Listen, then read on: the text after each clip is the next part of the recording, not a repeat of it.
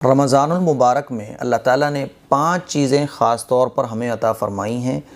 یہ 5 چیزیں پچھلی امتوں کو نہیں عطا کی گئی ہیں، تو یہ ہماری 5 خصوصیات ہیں جو ہمیں ملی ہیں، یعنی امت محمدیہ پر اللہ تعالیٰ نے 5 انعامات رمضان میں فرمائے ہیں جو پچھلے لوگوں پر نہیں فرمائے۔ حضرت ابو ہریرہ رضی اللہ تعالیٰ عنہ روایت کرتے ہیں کہ رسول اللہ صلی اللہ علیہ وسلم نے ارشاد فرمایا کہ میری امت کو رمضان کے بارے میں 5 چیزیں خاص طور پر دی گئی ہیں جو پچھلی امتوں کو نہیں دی گئی۔ آئیے جانتے ہیں وہ 5 چیزیں کون کون سی ہیں۔ حضور نے ارشاد فرمایا، نمبر 1، ان کے منہ کی بو اللہ کے نزدیک مشک سے زیادہ پسندیدہ ہے۔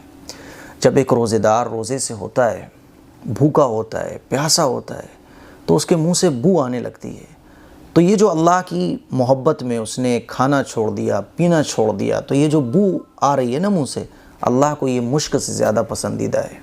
نمبر 2، ان کے لیے فرشتے تک مغفرت کی دعائیں کرتے ہیں، اور افطار کے وقت تک فرشتے مغفرت کی دعائیں کرتے رہتے ہیں۔ جب ہم لوگ روزے سے ہوتے ہیں نا، تو فرشتے ہمارے لیے مغفرت کی دعا کرتے ہیں۔ سوچیے فرشتے کتنے ہیں، کاؤنٹنگ نہیں ہے، فرشتوں کی گنتی نہیں ہے، اتنے زیادہ ہیں فرشتے۔ اور فرشتے بھی ہمارے لیے مغفرت کی دعا کرتے ہیں جب ہم روزے سے ہوتے ہیں۔ ظاہر ہے جو رمضان میں روزے رکھے گا وہ اللہ کا فرمانبردار کہلائے گا، اور اللہ کے جو انعامات ہیں وہ فرمانبرداروں پر ہوتے ہیں، نافرمانوں پر نہیں ہوتے۔ نمبر 3، جنت ہر روز ان کے لیے آراستہ کی جاتی ہے۔ پھر اللہ تعالیٰ جنت سے فرماتا ہے کہ عن قریب میرے بندے دنیا کی مشقتیں اپنے اوپر سے پھینک کر تیری طرف آئیں گے۔ اللہ تعالیٰ جنت کو سجواتا ہے، جنتیں آراستہ کی جاتی ہیں اس امت کے لیے، اس امت کے فرمانبرداروں کے لیے، کہ ظاہر ہے نافرمانوں پر اللہ کے انعامات نہیں ہوتے جب تک کہ وہ توبہ نہ کر لیں۔ چوتھا انعام کہ رمضان کے مہینے میں سرکش شیاطین قید کر دیے جاتے ہیں۔ اب یہ خیال آتا ہے سرکش شیاطین قید کر دیے جاتے ہیں تو پھر گناہوں کے خیالات کیوں آتے ہیں، پھر جو ہے وسوسے کیوں آتے ہیں؟ سرکش شیاطین قید کر دیے جاتے ہیں تبھی تو یہ مسجدیں بھری نظر آتی ہیں نا، تبھی تو وہ لوگ جو پورے سال مسجد سے کٹے رہے، قرآن سے کٹے رہے، پورے سال جنہوں نے جمعہ بھی نہیں پڑھا، اب وہ رمضان میں 5 وقت کی نمازیں پڑھ رہے ہیں، تلاوت بھی کر رہے ہیں، نفل بھی پڑھ رہے ہیں، تہجد بھی پڑھ رہے ہیں، سنتیں بھی پڑھ رہے ہیں، کیونکہ شیطان قید ہو گیا۔ حضور اکرم صلی اللہ علیہ وسلم نے ارشاد فرمایا کہ سرکش شیاطین قید کر دیے جاتے ہیں۔ یہی وجہ ہے کہ رمضان المبارک میں ان برائیوں تک نہیں پہنچ سکتے جن تک رمضان کے علاوہ دوسرے مہینوں میں پہنچتے ہیں۔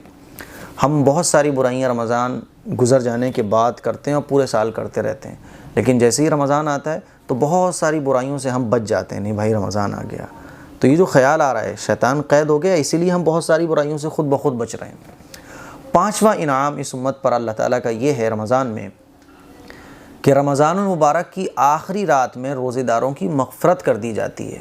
جب یہ رمضان کا مہینہ پورا ہوتا ہے نا، تو آخری جو رات ہوتی ہے رمضان کی، اس رات میں روزے داروں کی مغفرت کر دی جاتی ہے۔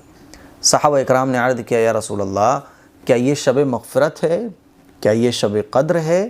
آپ نے فرمایا کہ نہیں، یہ شب مغفرت نہیں ہے، یہ شب قدر بھی نہیں ہے، بلکہ دستور یہ ہے، اللہ کا قانون یہ ہے کہ مزدور کو کام ختم ہونے کے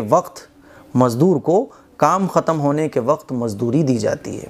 ہمارا دنیا کا بھی معمول یہی ہے، دنیا کا بھی دستور یہی ہے کہ جب ایک مزدور مزدوری کر لیتا ہے تو ہم اس کو پیمنٹ دے دیتے ہیں، لو بھائی اپنی مزدوری۔ اسی طرح سے دستور یہی ہے، جب ہم نے پورے مہینے روزے رکھے، ہم نے اللہ کی عبادت بھی پوری کر لی، رمضان کے پورے روزے رکھ لیے، اب رمضان کا مہینہ پورا ہو گیا تو ہم نے اپنی مزدوری پوری کر لی، اب اللہ تعالیٰ کی طرف سے ہمیں مزدوری دی جاتی ہے، مغفرت، بخشش اور جنت، آخرت کی کامیابی۔ سمجھ رہے ہیں؟ اسی لیے یہ 5 خصوصیات ہیں جو اللہ تعالیٰ نے رمضان میں اس امت پر فرمائی ہیں۔ مجھے امید ہے آپ لوگوں کو یہ حدیث سننے کے بعد عبادت میں شوق اور اللہ کی فرمانبرداری کا جذبہ آپ کے اندر ضرور پیدا ہوا ہوگا، اور انشاءاللہ پیدا ہوگا۔ السلام علیکم ورحمۃ اللہ وبرکاتہ۔